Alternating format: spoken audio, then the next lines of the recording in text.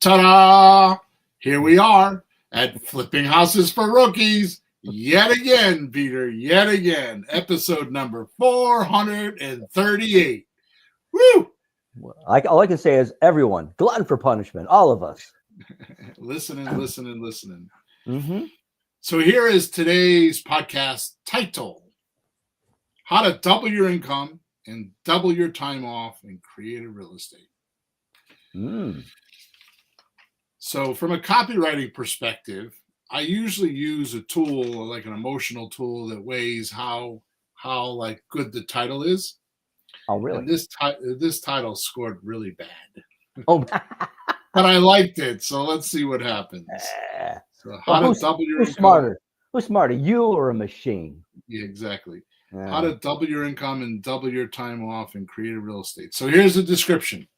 Here we go. In this raw, unfiltered episode, it doesn't matter if you're rolling in dough or flat broke, if you have a 500 credit score or an 800 credit score, or if you've never done, or if you've done zero deals. Because for every investor making 7 figures, there are a minimum of 1,000 others grinding it out to do deals. Missing kids' birthday parties, family time, even days off, all to make ends meet. Give us 57 minutes of your undivided attention, and we'll show you the exact blueprint to double profits and double time off in your life. No theory, no fluff, just a precise framework you need to start getting 5-figure paychecks within 30 days for matchmaking real estate sellers and buyers without a license, debt, or even risk. But there are 2 conditions today. Mm-hmm. 1, listen to the entire episode.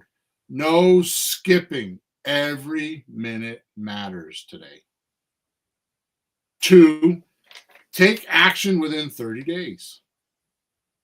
If you can't commit to these 2 simple requests to become wealthy, please don't waste your time and listen today. It's not for you. The clock's ticking, so make your choice. Listen or don't listen. Here we go. Okay. So let's do our housekeeping type activity, Peter, which has changed considerably.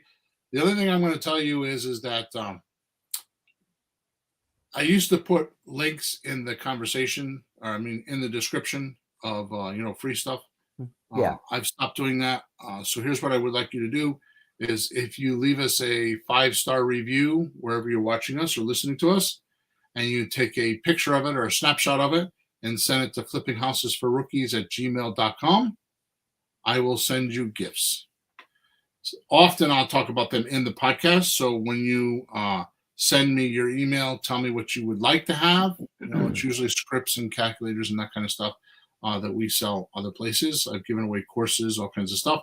So tell me what you have, what you do want, and I will send it to you, especially if you've listened to past podcasts and you want something I've talked about in the past podcast, we could do that. So again, leave a review, a 5-star review, and wherever you're watching or listening to us, take a snapshot of it, send it to flippinghouses4rookies@gmail.com. Okay. Also, make sure you subscribe to us and you like us and do all those other kind of really fancy things that help you and help us and make everybody happy. Okay. Sounds so good. There you go. Here we go, Peter. Mm-hmm. I feel like I need to start off today with a bit of voodoo. Oh, okay. Which is slang for deceptively simple, almost magical solutions or ideas. Right. I actually feel this way in my coaching group. Like I have to get little dolls of my coaching clients and I got to stick pins in them or I got to move them around and show them what to do because they're hypnotized. they let their environment control them. Mm. I mean, think about hypnotism, right? Yeah. Here's a guy on the stage, he hypnotizes you, and then he tells you that when I cough, you're going to straighten your tie out, Mm-hmm. right? That's the environment telling you what to do. And Yep. way too many of us on planet Earth are hypnotized. You got to get out of the spell. True. I mean, I see somebody talking. Somebody starts to talk and they stop talking. You were talking. Keep going. Don't let the guy stop you. I mean, on TV news thing, somebody starts and they get cut off just like they do. Oh my God. You can't be controlled that much by your environment. You have to try to, like, push your way through a little. You gotta do, hey, you gotta be you, you gotta do you. Exactly. All right, here's why I say this. The truth is, the only way to start making money within the next 30 days with creative real estate is to get control of your time and intention or actual conviction. Okay? So you have to control your time, right? Mm-hmm. So let's just talk about time for a second, because time has we have a different viewpoint of time. So time, let's say you're in a room, right? Like I'm in a room right now. I'm in my office, and there's 4 walls, and a ceiling and a floor, right? We'll call the walls like the anchor points or the barriers to your space at that particular moment, right? Don't know because we froze. So whatever you said, I agree. Yeah, you froze. Yeah. Yes, So you're in a room and you got walls and you have these barriers, right? Yeah. So time would be something that moves across the room. That's time. It's the particles in the room, or the particles in your space are moving, and that's how you know it's time, because something's moving. Yeah. Okay. It's kind of a simple thing. So what we're going to talk about today is what's in your world that's moving around. Do you have too much in your world? Not enough in your world? What's too much motion? Not enough motion? What's happening with your perception of time, right? Yeah. Yeah. And the only thing that changes that is your intention. Do you want that thing to move or don't move? That thing in your room, right? Did you mean to click on your computer screen and have a new site come up or not? Mm-hmm. So your intention is your actual conviction of how this stuff happens, right? Okay. I will tell you that with all the everything that I have to say, I can't even do this properly because I don't even know the right words for it. Mm. Every single one, 100% of my accomplishments, whether they be personal, family, or business, and I've had a lot of them, you know that. Yep. Right? Good. All of my accomplishments come from one thing and only one thing. It's my conviction of that thing that I want. Because I got to tell you, I have a rule in my head that I don't talk about usually. Is I'll say, hey, I'm thinking about opening up an orange stand. And I'll talk to people. Yeah, oh, you don't want to do that. Yeah, I'll talk to people in my family. I'll talk to people. And I've learned that the more people that tell me that's stupid and a crazy idea, the more I should do it. Number one. Number two, the real people I got to talk to are the people that would buy oranges from an orange stand. The people that would pay me are the real people I got to get suggestions from. Sure. Okay, so without that conviction, I would never be where I am right now. I would not be, and not even because I don't feel like I'm anywhere right now. I still feel like I got another 20 years of the best production of my life, because I've got 61 years of learning, experience, and wisdom, right? Yep. So this is why I think we got to do some voodoo today, because we're talking about people's time, right? And we're talking about their ability to their conviction of their goals and what they want. I mean, that's a whole nother issue. Like, how do you set your goals? How do you know what they are? You know? And I will tell you that's another talent, which I think we'll cover in the next couple of weeks, but we'll see what happens, because I've covered it before and I feel like I'm redundant with it. Our famous New Year's podcast is "Goals are for losers," right? Mm-hmm. Hey, it bears repeating. It bears repeating at least once a year. So might as well be January 1st. Maybe. Oh yeah.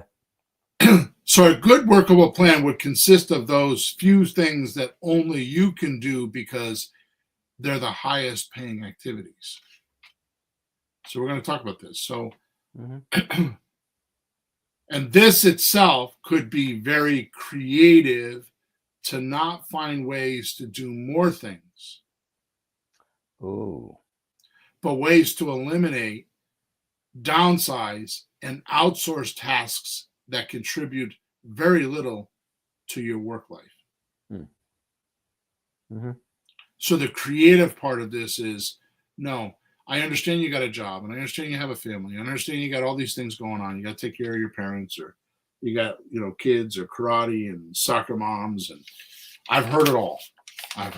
Some I agree with, most I don't. Right? The trick is not to do more in your life, but get some of that, do less of that stuff so you have more time. Right? I remember reading a book a long time ago. I think it was the 4-Hour Work Week. I don't remember. Wow. 4-hour work week. I'd be happy with a 4-hour work day. Tim Ferriss, yeah. Yeah. And he talked about hiring somebody to do your cooking and your food, because how many hours a week do you do that? Yeah. Right? Yeah. My wife did that. Yeah? Yeah, it works great for her too. Yeah. Yeah, it's you. It's me. Yeah. She hired me and I didn't know it. Well, I found a lot of things about you when I first got to meet you. Like you're really very domesticated, very realistic person. You do. I've seen you wash dishes. It's amazing. I wash dishes every day.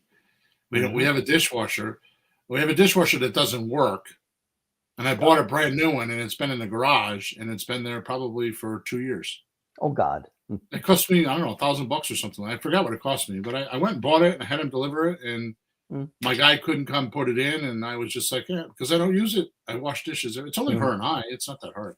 All right, so we first need to talk about getting control of our time and life, right?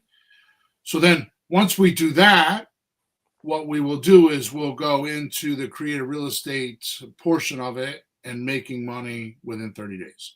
So it's a twofold podcast. Okay.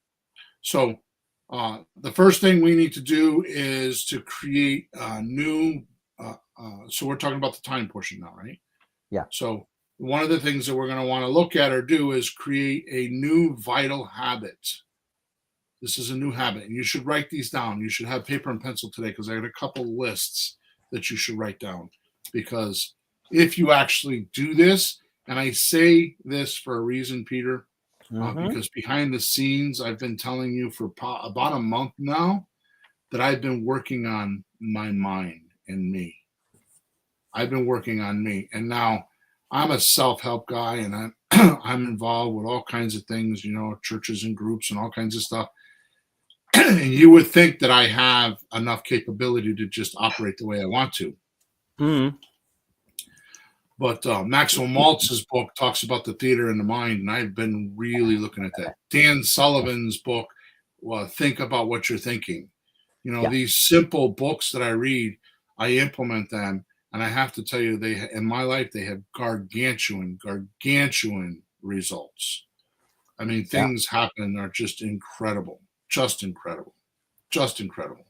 Well, it's just amazing. Well, I know you do, because we talk a lot. And I also know that I've talked to a lot of other people that they don't even know what's happening. Right. It's like they don't even know aware that all these things are happening in their heads. Right. And they're being pushed around forget the environment. They're being pushed around by their own thoughts and not thoughts and God knows what. Yeah.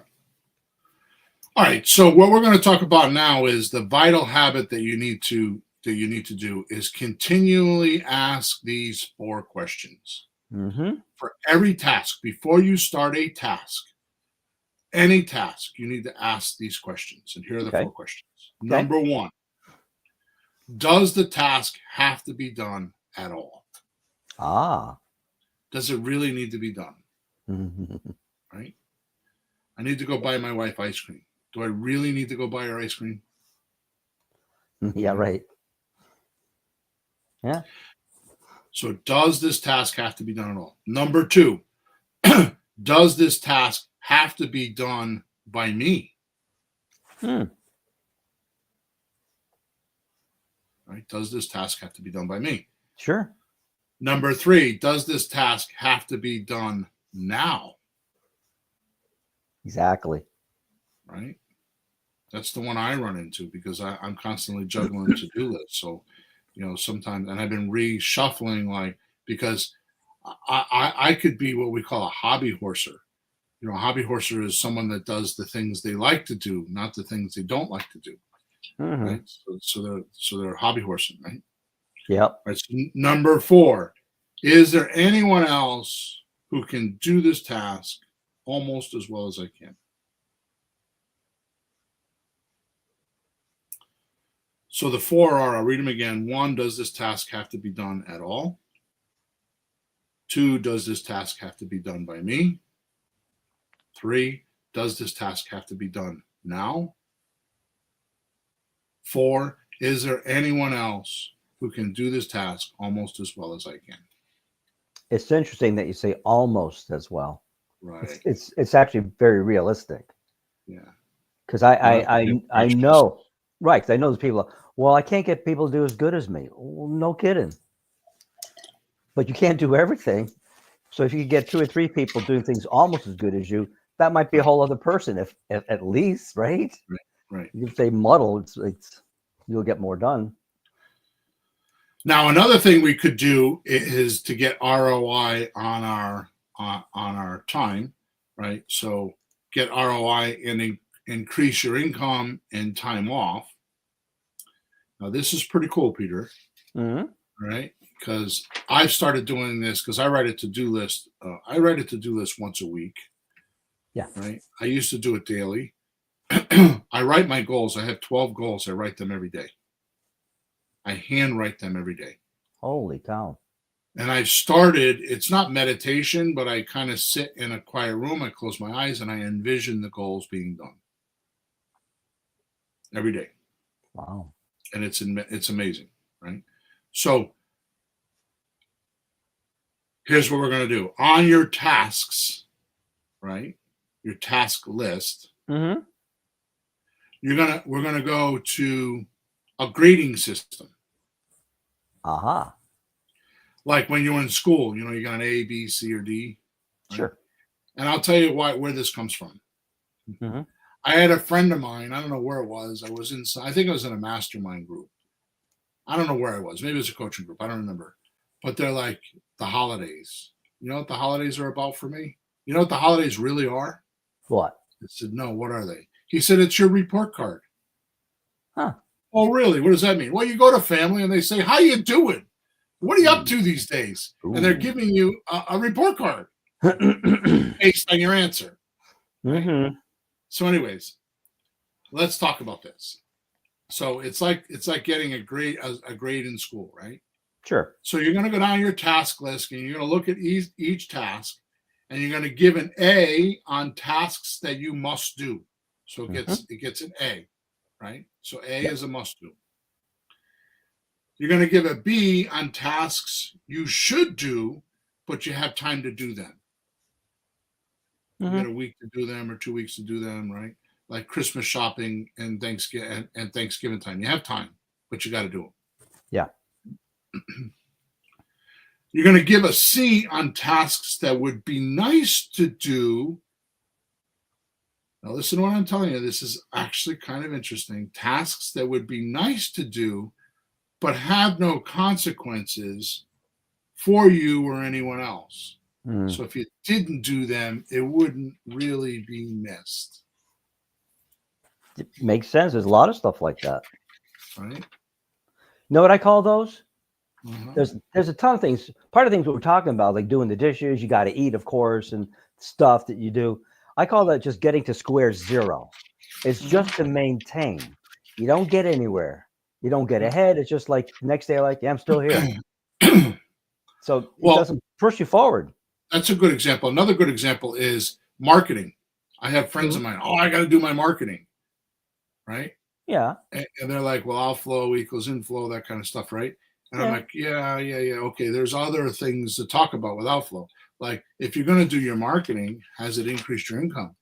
because a true executive should measure this: the outflow, which is the phone calls, the mail, the marketing, the newspaper ads, the Facebook ads, whatever they are, against the inflow, which is why we use those words, outflow and inflow, right?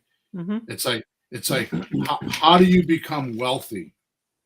How do you become wealthy? I'll tell you how. And money has nothing to do with it. Mm-hmm. How do you become wealthy? Well, as long as your outflow is less than your inflow, you're wealthy. Yeah, you're Right? fine.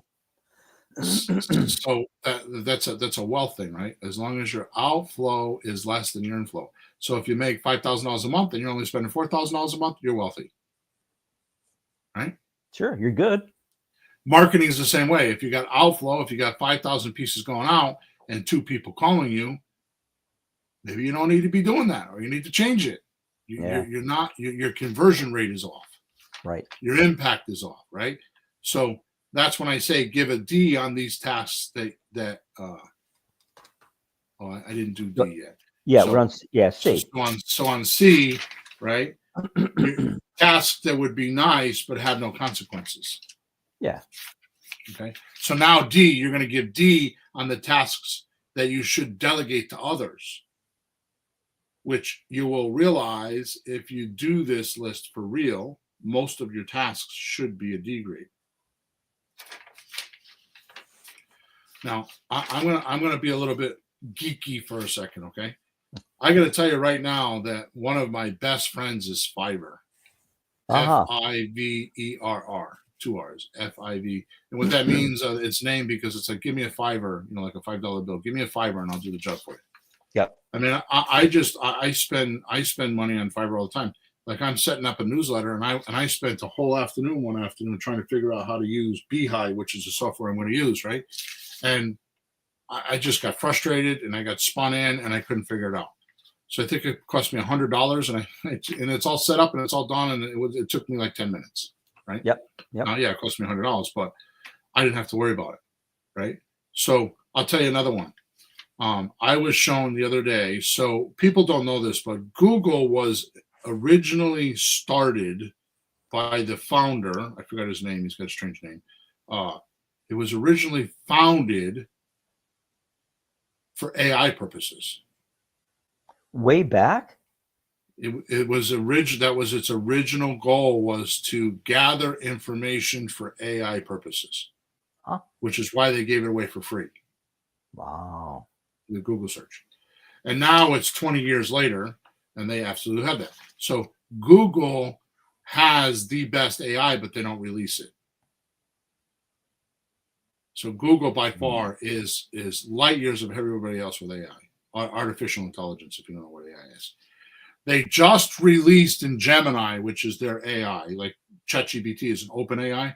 Mm-hmm. Gemini is Google's AI. You ready for this? Yeah. If you pay for it, which I think is $20 a month, you push a button and you can share your screen, and the AI will watch you working like on a piece of software, something you can't figure out, and tell you how to do it. You say, how do I do this? And it will tell you how to do it. And like a share screen thing where it's watching you. Just like we share screens like on Zoom and stuff like that. Yeah. It'll watch what you're doing. Like, so you go on there and say, I'm trying to figure out this blah, blah, blah on this website. Can you help me? And it will watch what you're doing and it will show you how to do it. Right. So this is D, right? Give a D on these types of tasks, right? So don't you try to figure it out. Just get somebody else to do it, right? Now an E task is something you can and should eliminate as quickly as possible. Right. An E task is just get rid of it. Okay.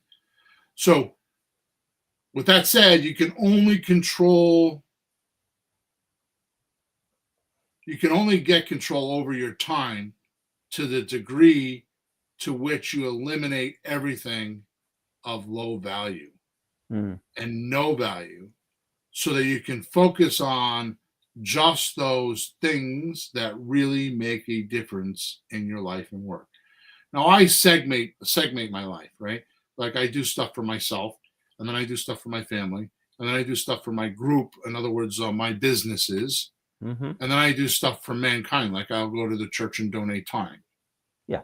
right? And I segment my time into those things, because what you'll realize, if you don't segment your time that way, then one will starve all the time, Mm. right? So I try to break them up that way. And then of course, once I do that, I have myself, on myself. When I'm working on myself, it's often a spiritual thing, or you know, exercise, or trying to figure out a diet, or all that kind of stuff, right? Yeah, that's important. And people think, well, that's a waste. You read any book by some very successful people, they got these routines, don't they? I get up in the morning, I'm really busy, so I make sure to spend time with my kids and my wife before they go to work. Then I exercise, then I meditate a little bit, then I learn something. They get they get themselves set up Every for the every day. single day, I read for a minimum of an hour, and I don't do it all at once. I do a half an hour once and a half hour different. But I Mhm. get up in the morning, I read for a half an hour. I obviously shower and all that stuff, get dressed. I do 10 or 15 minutes worth of yoga, and I meditate for about 15 minutes every morning. Mm. And that's all within the last month. I mean, I was doing it before, and I stopped, and I'm back to doing it, right? Yeah. So the most powerful tool or way to make money in creative real estate is your ability to think clearly,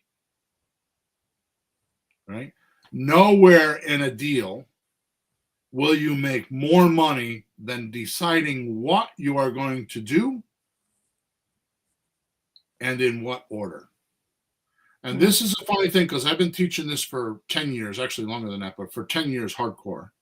Mm. The hardest concept I have in teaching others how to make gargantuan profits in real estate is the exact point, and I'm having this trouble with you too, the Mm. exact point where you stop discovery and start making decisions. Mm. So you've gathered enough data, because when you're new, you think all the data is important, Mm. right? Instead of the four pieces of data that we really need, which is price, payments, duration, and down payment if they need it. Once you get those four pieces of information, you're done with discovery. Now you just make decisions. Mhm. And those decisions are, I'm willing to do this. Would you accept it? Okay, here's the order of how it goes. Right? And Mm. that crucial point gets missed. It gets skewed with too much data, too much information. This is where the saying came up: you're overloaded with information and you're starving for wisdom. This is Oh, where information and wisdom separate, yeah. Mhm. because you think you need to know about the house and the bedrooms. I never talk to anybody about the house. Mhm. Once I sign documents, I'll go do that, because it's part of my what order am I going to do things. Yeah, well, we're not living in it. Right. Well, it doesn't matter. It only matters whether your buyers are whether it's going to be popular with your buyers. Yeah. Right? Is it a house a bunch of buyers are going to want to buy? Right. So Mhm. the truth of the matter is if you know what your buyers want, then I always say, which we're going to do today. The four things you need to do in every deal is find a motivated buyer. I mean, a motivated seller, and communicate to them. Tell them what you're doing. Find out what's needed and wanted, and then give it to them. Mhm. Well, we never talk about it's the same way on the other side with the buyers. Mhm. Find a buyer and communicate with them, a motivated buyer, and communicate with them. Tell them what you do, and then find out what's needed and wanted, and give it to them. The problem is we spend too much time with the sellers doing that, not enough time with the buyers, and the buyers are the ones that are paying us. Mhm.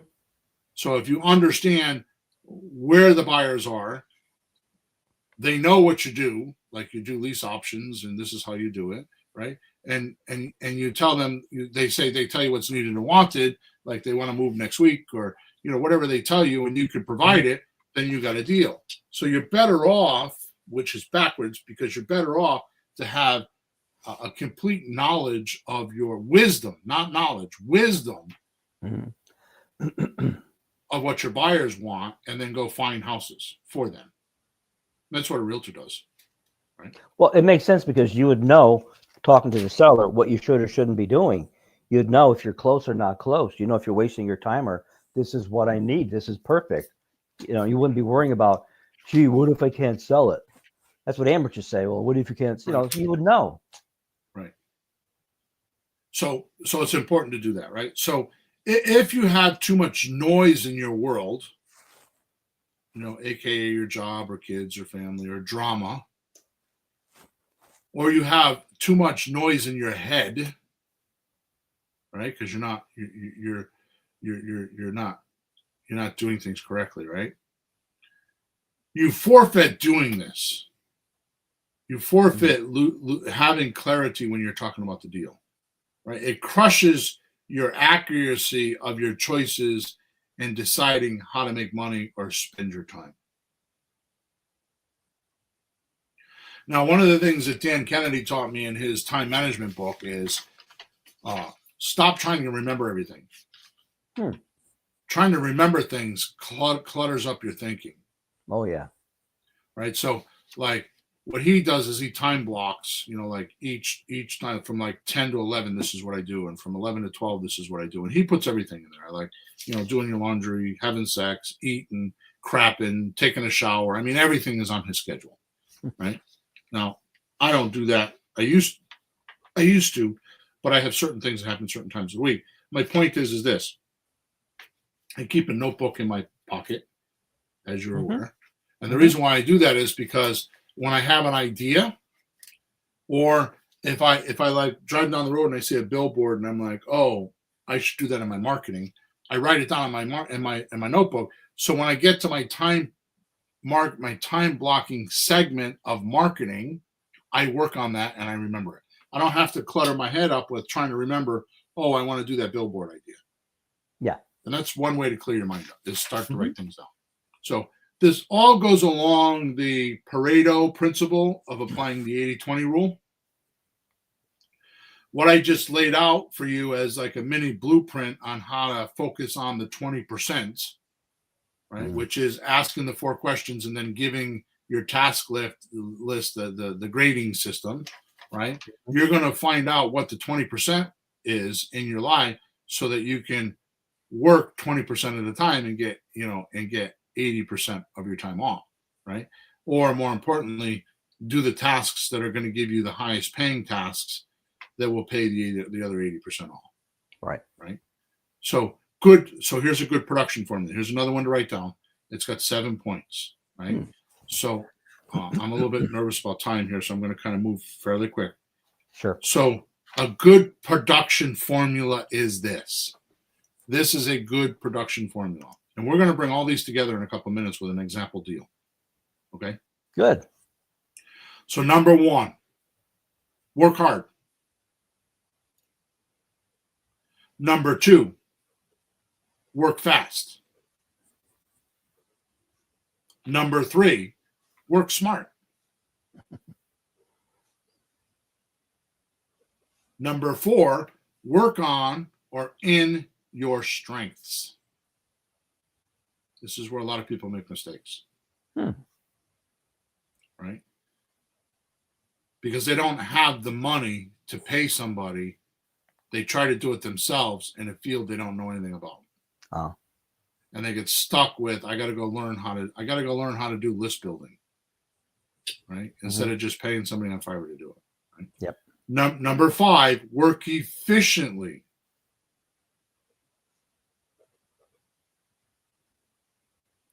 Number 6, work better each time you do it. And number 7, prepare for delegation when working. So the first phase of work is to do it and figure out how to do it. And the next phase up would be, I got to delegate it, but you know how to do it, so you can tell somebody else how to do it. Right. Right. So I'm going to read these again in case somebody missed one. So 1, work hard. 2, work fast. 3, work smart. 4, work on or in your strengths. 5, work efficiently. 6, work better each time you do it. And 7, prepare for delegation when working. So that's not me. That's I want to thank Brian Tracy from his book, The $1 Million Habits. He was the one that taught that to me, and I want to give him credit for that. I appreciate his knowledge there. So I'm passing it on to you. Okay, now let's go out. Let's get out of our head, mindset type stuff, and into the physical universe deal stuff using what we just talked about. Okay. Sure. Are you ready? Make it practical. Let's go. So the steps of doing a deal are one, find a seller, a motivated seller, and communicate to them. Yeah. 2, tell them what you're going to do. Tell them what you do. 3, find out what's needed and wanted, and 4, give it to them. So we're going to follow that with this new data, right? Sure. So number 1, we need to find a motivated seller who wants to communicate with us. Okay. So we ask the questions, the 4 questions, right? So does this have to be done at all? You answer the questions. Oh, so what? Does this have to be done at all? We need to find a motivated seller. Yes. Okay, good. Does it have to be done by me? Not the finding part, maybe not. That'd be good to have somebody else do the finding. There's a lot of finding to do. Yeah. Have somebody else do the finding. Exactly. They're pre-qualified, right? Yeah. All right. So number 3, does it have to be done now? I think the sooner the better, because you don't want to lose a deal. Maybe someone else gets it. So you're talking about working fast. So for that, I would say, yeah. Aristotle talked about start, change, stop, right? I don't remember who said, but somebody certainly did. Yeah, well, I just read it the other day. I can read it to you, right? He calls it a little bit different, but if you don't start, then you don't have a deal. Yeah. So yeah, I would think it's got to be done now. Damn, I got 3 right. Yeah. So 4, can I get someone else to do it for me? Wait, you lost me. Yep. So number 2 is, does it have to be done by me? Oh. And then number 4 is, can I get someone else to do it for me? Oh, yeah. Like the finding part, yeah. Okay, so I'm not going to talk about this today because this is a podcast all by itself. Okay, but I had this big realization some time ago, a year ago on one of our podcasts. I never told you this. I had a big epiphany on the podcast. We were talking about Who Not How by Ben Hardy. Right? And my realization is he's like, pick your tasks and get somebody else to do them for you. Right? Which we're talking about today. Yeah. Okay. Yeah. Here was my big realization. It doesn't have to be a who. Oh, it doesn't have to be a person. I created software to be my who. And now, like I figured out how to make agents. So I have ChatGPT agents that work for me. They just do one task. Write me a headline for the podcast. Right? I don't use AI for the podcast at all, except for a headline, right? Or write me a newsletter. And I've done my research. I've got my avatar in there. I've got all my data. I've uploaded all my past stuff. So it's me talking, but it's not me. It's my material, my voice, my whatever. And I've got the robot to do the work for me. This is no different than having a robot in your house cooking eggs in the morning. Yeah. You're getting ready to go in the shower. You push the button, say, "Hey, robot, make boop, boop, boop, boop." Hey, Sophia, make me my eggs so I have them when I get out of the shower. Right? Yeah. You don't need to do that menial task. You know how to cook eggs.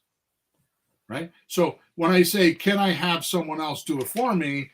It's more like, can I get something else to do it for me? Right. Now watch this. So we're still on.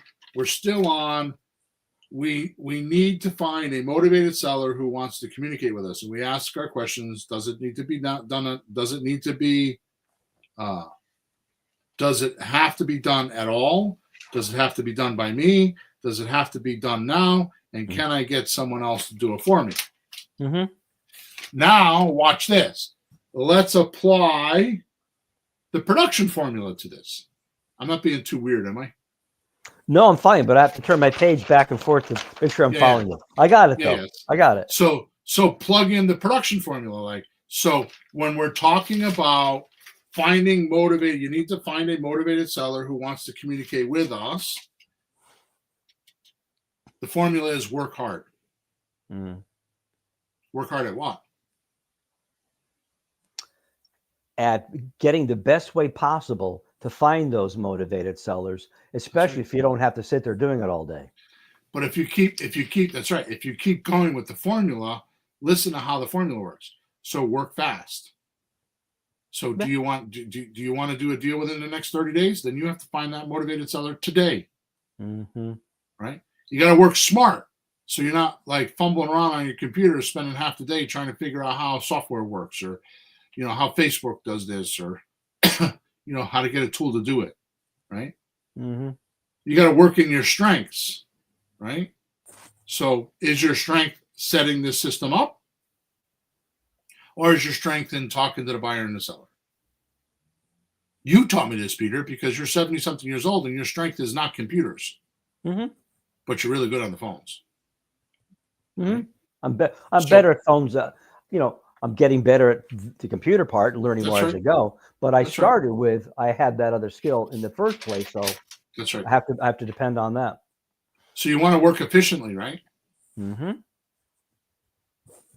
So this is all on getting a motivated seller to communicate to, right? You want to work better each time so you can do it, right?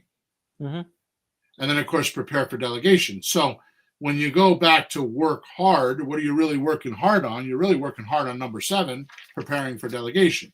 Yeah. You're trying to get it set up because it's a mundane task, which goes back to what I was talking about with the robots, with AI, because AI will do this. No problem. It will work hard. It will work fast. It will work smart. It'll concentrate on the strengths that you make it concentrate on, right? And it will work efficiently. And nowadays, AI learns from itself, so it makes it better and better each time you do it. Right? That's pretty crazy. I'm really kind of, I know you pretty well, but like you're almost freaking me out, like how it's so organized that these 3 different things all tie up together. And just that first thing you said, find a motivated seller, all that, bang, bang, bang, bang, bang. It's just pretty beyond clever. Thank you. Okay. This is exactly where most derail their production train. This is exactly where they derail. Here's why. Remember, I spoke earlier about being creative about adding tasks to your plate instead of getting creative and removing tasks from your plate.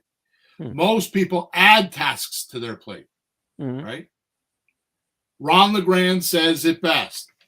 The less I do, the more I make, which is the 80-20 rule. Just do the correct 20% and you'll show up, right? Yep. Which brings me to this point on our railroad track.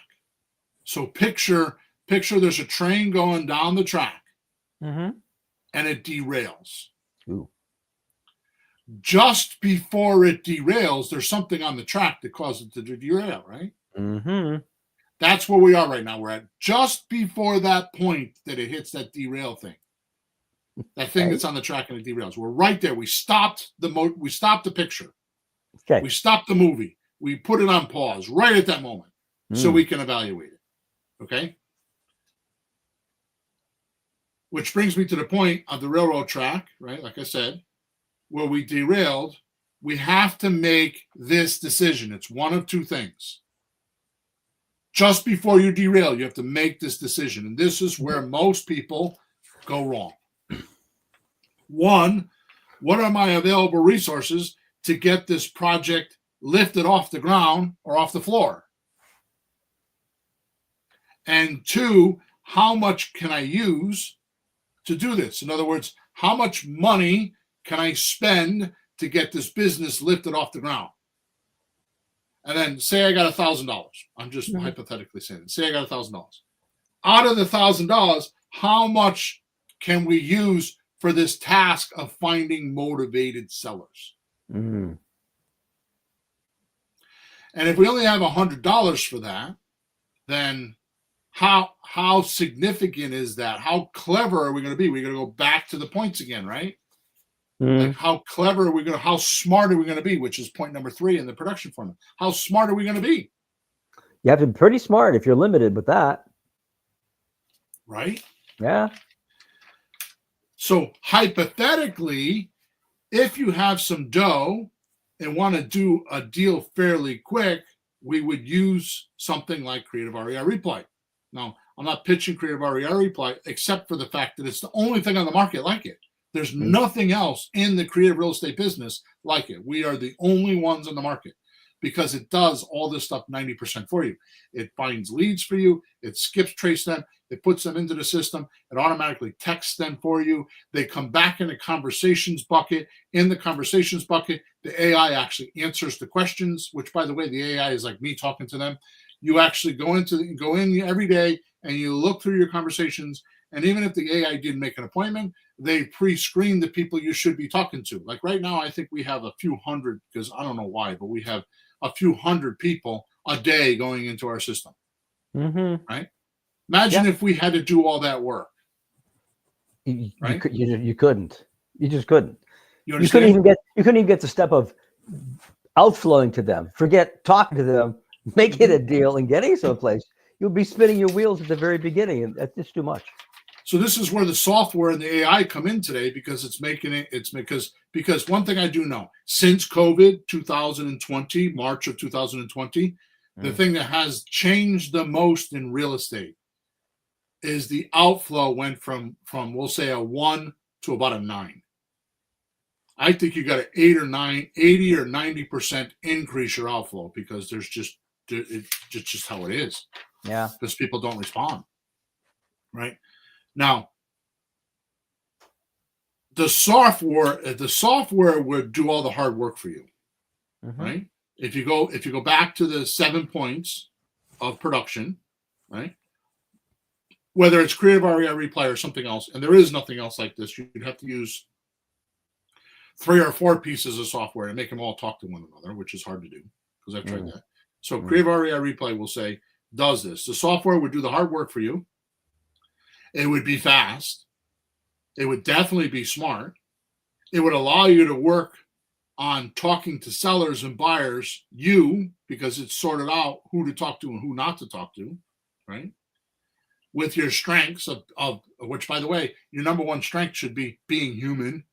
Yeah. Yep. Right? Yup.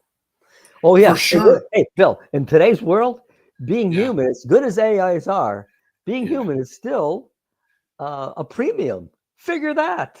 Well, think about it. AI is trying to be human, and you are. So just look at that, right? Good. Well, boy, well said. And the funny thing about AI, which a friend of mine, he's not a friend of mine, one of my mentors, Perry Belcher, says all the time, oh, by the way, the AI you're using right now is the worst model you'll ever use because it's brand new. Yeah. Right. So your best strength is being human, and for sure the software would be efficient, and lastly, it would be easy to delegate. So it follows the 7 productive laws, right? Now, the other alternative is you believe you can't afford the software, which I don't understand right now, because we have a special where we're giving you for 3 months. We give you 6,000 leads, minimum 6,000 leads in 3 months, minimum 6,000 leads in 3 months. That means you're paying 16 cents a lead, and we let you use the software for free. We're not even charging you for the software to do all this stuff. For 16 cents a lead, you pay $1,000 for 3 months. And so my question to you is, if you're following what I'm telling you right now, you're going to tell me you can't get one deal in 3 months out of 6,000 potential leads? Minimum 6,000? I don't know about that, right?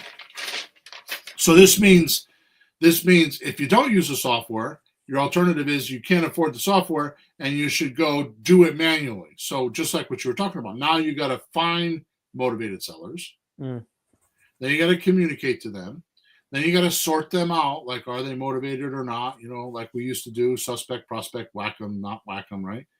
This means scouring the internet, sending messages, phone outflow, one by one, each, and you know, or if you're using software, you have one piece of software over here, and then you got to move the data to another piece of software because they don't talk to one another, and all that stuff is getting better nowadays, but it's still not there. Or the other alternative is you can buy a list, you know, like go to My Plus Leads and buy a list, right? FSBOs for sale by owners and expired listings, and you can start dialing. Or you can set up a dialer, you know, like they dial 4 numbers at once for a VA, a virtual assistant, and you can start doing that, right? But I'm going to tell you, you're going to spend more money doing that over 3 months than Creative REI Replay. Mm-hmm. And you're not going to get as many deals because the VA is not going to be as good as you are. Yep. Right. Maybe because I do demos, which I'm going to stop doing. Believe it or not, tomorrow is my last day doing them. Thank Really? God. Yeah, we hired 5 salespeople. Right. So I hear a lot of this lately. I want to buy pay-per-click leads. So there's companies out there that do the pay-per-click and then sell you the leads. Yep. iSpeed Lead was one of them. They were one of the first to start. Yeah, I remember that one. Yeah. They say the leads are better. I don't believe they are. Right? No. So all I have to say is that means it will be a miracle. If you're doing this manually, it will be a miracle or very lucky, very lucky. Now realize I have 3 coaching groups I deal with every week. So I'm dealing with dozens and dozens of people every week on what they're doing, and they're asking me questions. So I see their production. Yep. Right? I see how they're using Creative REI Replay. I see how all this is happening.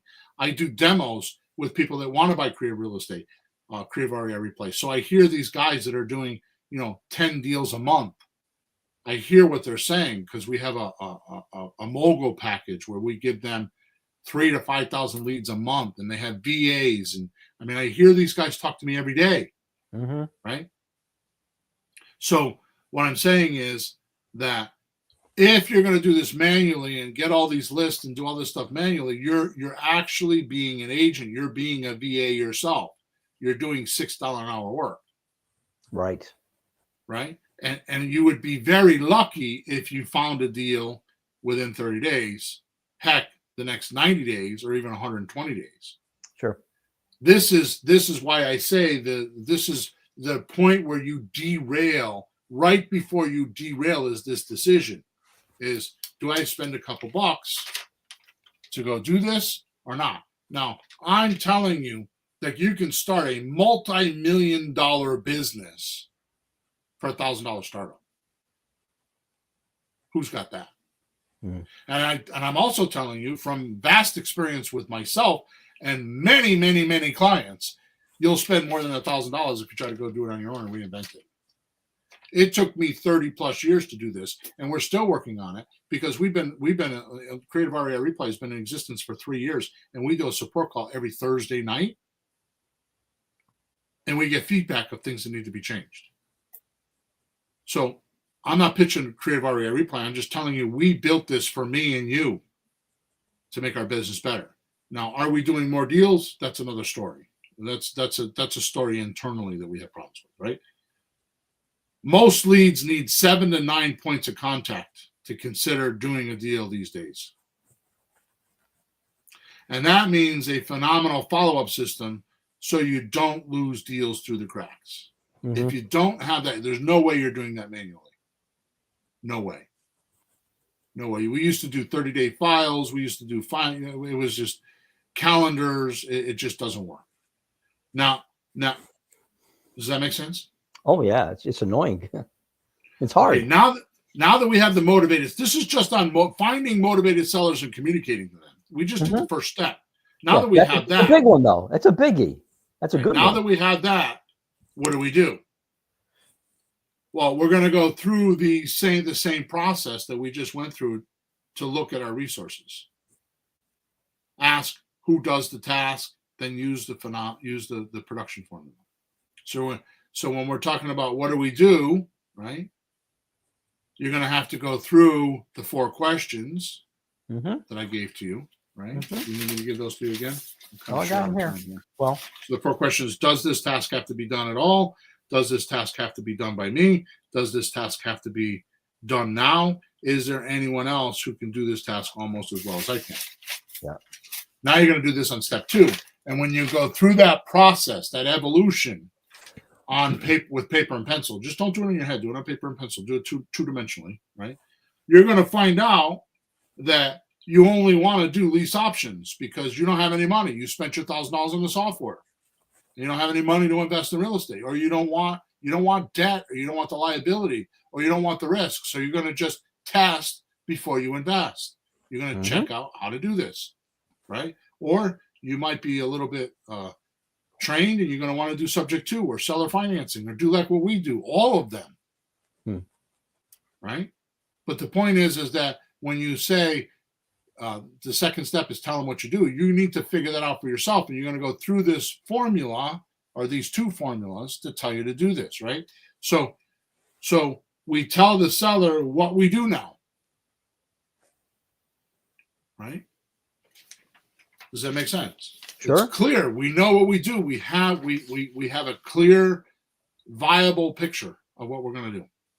It's our mission, like Jim Camp talks about in the book. No, your mission needs to be imported into the other side of the table, so they know what you're doing, right? Yep. So then we move on to the seller's needs and wants, so you can present the perfect offer to them. Now we start all over again, right? Does the task have to be done at all? Well, of course it does. And does it have to be done by me? Well, I will tell you right now, I've had multiple conversations with Sean, my partner, and because of you, Peter, and to be honest with you, I shouldn't say this publicly, but because you and my VA are not giving enough offers, I've decided to bypass the 2 of you. And he is actually working on an offer blaster. It's actually a memorandum blaster. And our software, come rolling around the first of the year, we're going to have the ability to send offers before we talk to people to get their attention. So the question is, does it have to be done by me? Well, pretty soon it's not going to have to be done by me. Where do you think I get these ideas from? From these formulas. This is how the software has been built, right? Does it have to be done by me? Well, pretty soon, no, it doesn't have to be done by you. Let AI do it, right? Does it need to be done now? Well, yeah, of course it does. And who else can do it? Well, we're going to let the AI do it, right? Now, those are obvious, but let's look at the production formula. So we're going to look at the 7 points on this. Find out what's needed and wanted, and present it to them, right? Yeah. So here's the important part, and then we're going to do this. We got a couple more minutes. We're going to go a few minutes over here as usual. While you're on the call, you have to ask yourself, well, will you work hard? Yeah, you're going to work hard. You want a deal. Will you work fast? Well, I don't know. Can you work fast? I can. I got 30 years experience. But what about you if you're brand new? Well, you can if you're using a software, because we have calculators and stuff like that. Will you work smart? Will you work smart? Will you use your strengths? Right? Will you work efficiently? Will you work better each time you do it? Right? And will you prepare for delegation? Now, like I said, having done this for 30 plus years, I can absolutely say with some kind of software, these 7 points can't be done in today's world. Now, it can be done, but not to the speed that everybody else is doing it, and the ease that everybody else is doing it. So the guys that are making 7 figures or making even 6 figures, right, need to have software to do it. And I only know this because I'm doing these demos every day to people that are not our clients. And they're calling us because they want leads. So here's why, in my opinion. Right? One, work hard. You can do with deal structuring. You got to work hard with the deal structuring when you're on a call, right? Mm-hmm. You have to work fast. You have to work smart. Best when using the calculator. So you're going to work hard. You're going to do the deal structuring. You're going to work fast, and you're going to work smart by just using our Creative Real Estate calculator. All you do is you put the money in the calculator, and it automatically tells you which deal you should or shouldn't do. It's going to give you those 3 points. You're going to work hard at getting the discovery and getting the data. You're going to put it in the calculator, and the calculator is going to work smart for you, and it's going to work fast for you. Yeah, it does the mathematical calculations. Right. It does it.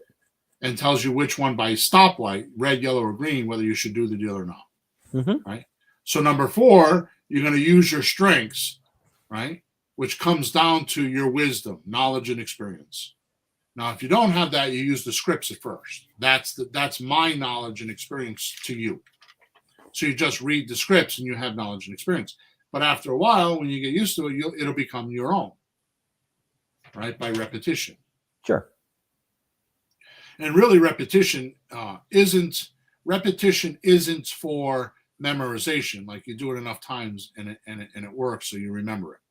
Yeah. Repetition teaches you how not to do it. It shows you the mistakes that you made, so you stay away from them. Mm-hmm. Right, the pitfalls. So number 5. Now we're on the phone now, right? You're going to work efficiently is about the Creative Real Estate calculator. When you're all done with the numbers, you just push a button and it does the documents for you. So you're going to be efficient, because it used to be for us to make an offer, we get off the phone and we'd spend 10 or 15 minutes drafting the documents. First, when we first started, it was by hand, and then we got clever and put them on the computer. We would type them, but it was still 10 or 15 minutes because we'd have to take our notes and put them into. Now it's like literally 5 seconds, because everything you put in the calculator, it extracts that information and it puts it on the documents, and you're done. So you're going to be wicked efficient. Mm-hmm. Right. Number 6, you're going to work better at it because the software will record your calls. Right. Then it's going to analyze the calls and pull out your strengths and your weaknesses. Now, we did this on a coaching call a few weeks ago. Do you remember, with you? I do. And what did we do? Well, we put the conversation into we went into Creative REI Reply, and we randomly pulled the recording, right? Then go ahead. Yep. Yeah, so pull it right out of REI. The recording's all there. There's a transcript too. You can see it, read it, and you can listen to it. But we put it into the AI. It evaluated and said, here's what you did right, not so hot, pretty good. Try this, learn more, go back and practice. Basically, it showed us that you were off script. Did a critique. And that makes sense, because you've been with me for quite a while, and like me, I don't follow the script to the T, but I make sure I get all the bullet points, right? Mm-hmm. So are you going to work better? Right? Number 6, right? Are you going to work better at it, right? The next time you do it. Right. I mean, just the point of, well, gee, I shouldn't have done that. I didn't have to do that. I could have left that out. I should have focused more on asking this and asking that. Less bad stuff, more good stuff. That's it. That's all you need. So like you said, it's gonna pull out your strengths and your weaknesses. Yep. So this is a podcast stopper. If anything you get out of this podcast, you should get this. How to be successful. Mm-hmm. Here's how you be successful. Do more of the right things and less of the wrong things. That's how you're successful. Do more of the right things, less of the wrong things. Right? This step is doing that for you. And by evaluating your phone calls with this tool that I have, which I have not released yet, it will be coming out soon. I have a tool where you just take your recordings, you upload it in there, and the tool runs through, it transcribes the conversation, and then it evaluates it based on the script that we have, and based on, it's as if I was critiquing your call for you as a coach. Mm-hmm. Mm-hmm. Okay. And it does this in minutes. In the old days, we would have to, old days meaning now, like right now, for us to evaluate our VA, for example, our virtual assistant, we have to go in there and listen to all the recordings and then take notes and then write an instruct, like instruct her on what to go do this, go study this, go restudy that, you know what I mean? And then do it again. right? Yep. Now we don't have to do that, because not only does it do all of that, but it gives you the instruct in the evaluation, right? So it's just simple. And again, this is because we're using AI to do this, right? Yep. And number 7 is obvious. All the stuff we just spoke about goes in your software and achieves everything you need to do to delegate. Right? You do it. Once you do it, write a few times. You just record everything and you just show it to your VAs or whoever you're going to delegate to, and it's amazing. So I didn't tell you this, but I just fired our VA and I hired another one. And I hired her because one of my coaching clients is using this other girl, and she's worked for her for 2 weeks and gotten three memorandums. Now, I don't know if she's going to do the same for us, but ours is not doing that. So I hired this other one, right? So is it worth $6 an hour for 2 hours a day? I pay $60 a week. And my expectation is to get 1 or 2 memorandums. Is it worth $60 a week to go get 1 or 2 memorandums so you could talk to somebody about it? Right? Sure. And see how this is. See? Oh yeah. And it's going along these formulas. These formulas, and I'm telling you today, are the reason why I keep evolving. This is why we keep getting better and better. And the technology is giving us, right, is giving us the ability to do this now. Right? So as you can see from today's talk, an important key to personal productivity is for you to develop the habits of determining how you can produce finished, valuable offers, right? Which sellers need and want, not what you know how to do, right? So this sets speed on achieving a specific goal in any area of your life. My saying, which you've heard me say for almost a decade now, is an offer per day keeps the dead away. And I haven't been saying that recently, but I'm going back to it, right? So listen to me. This is very important. This is the only way you become wealthy. There's only one way. You have to have a completed product or service. Like if you're going to sell a bottle of water, you have to have a bottle of water to sell. And it has to be valuable to somebody else so they'll exchange with you. The more popular that product, that finished product is, and the more valuable it is, the more money you make. So I'm going to revert back to the beginning of the podcast. Talking to a seller and getting a deal is not that product that's valuable. We've been doing this backwards for 2 decades. The valuable product and service that you could deliver is to go to your buyer and say, hey, I have this house that you can rent from me for 3 years and then buy it if you give me 5% down. And they flock at you like flies on a bull's butt. I mean, it's just inevitable. They're just going to be there. So the trick, and I covered this in many podcasts before this, is to get the seller to do a consignment deal with you, which we do on options, right? We get either a slot deal, a sandwich lease option transaction where they hold the property for 3 years and not be a landlord. They get paid like they're the bank and not get paid. I mean, get paid monthly and be the bank. And the buyer treats them like the bank. They don't call for clogged toilets and all that shit.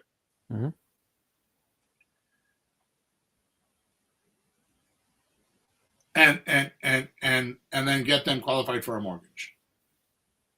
And the seller, for waiting for 3 years, gets 33 to 34% more money than what the house is worth. If it's a $300,000 house, they're getting $400,000 for the property. So they're getting an extra $98,000 or $99,000 for waiting the 3 years. So there is exchange in abundance.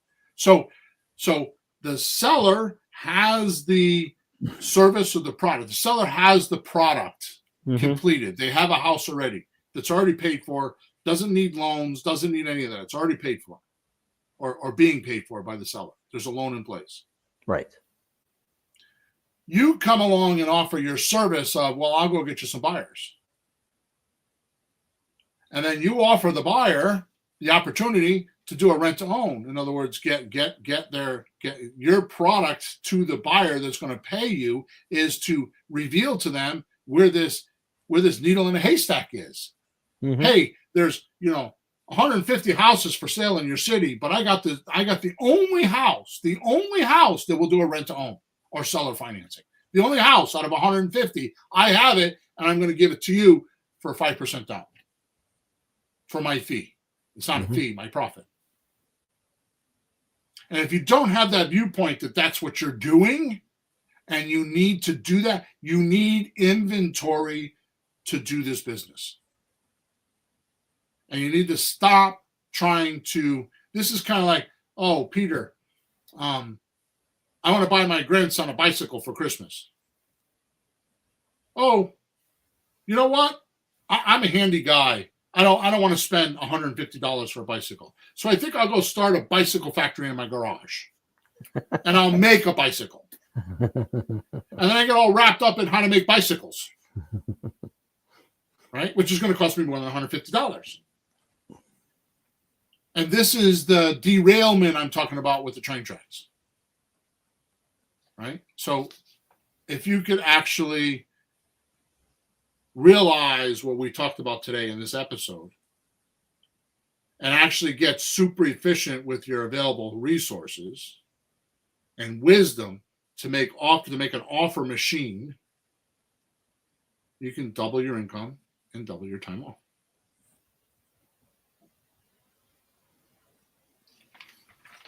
It's all the real estate between your ears. It's how you view things. And it's backwards than what we're taught in school. Right? How so? Well, we're taught to work hard, right? Oh, geez. Yeah, work hard physically. But what about working hard on the most important muscle you have, your mind? Yep. I'm 61 years old. Wait a minute. Happy birthday. Yeah, thank you. So no, really, it's his birthday. It's his birthday today. Yeah, so I'm 61 years old, right? And I go in and out of working on my own mind. I forget to do it. I forget to exercise my mind. I get up every morning and I exercise for 10 or 15 minutes. That's for my body, but what about my mind? And when I do that, oh man, I flourish and prosper every time. So we've gone 12 minutes over, Peter. Thank you very much for being patient with me today. I hope everybody enjoyed it. Make sure you subscribe to us wherever you're watching us. Make sure you like us wherever you're watching us. Make sure you leave a 5-star review. Take a snapshot of it. Send it to flippinghousesforrookies@gmail.com. That's flippinghousesforrookies@gmail.com. And I promise you, I will give you hundreds, if not thousands of dollars worth of gifts because, yes, I'm ethically bribing you right now. So there you go, right? I'm giving you a grand slam offer. Leave us a review, give us a snapshot, and I will give you stuff like you never saw before, right? And why can I do that? Because most people don't do it. Most people are listening to me right now. Oh, I got to do that. And they get just the stuff we were talking about today. Their life gets in the way and they forget. Okay, folks, make Bill wrong and do it. Yeah, exactly. All right, good. So we're over and out. End of podcast number 438. Thanks again for your support and your time and being here. We really appreciate it. And I hope that we have exchange and abundance for you today. So flourish and prosper. Talk to you on podcast number 439. Over and out.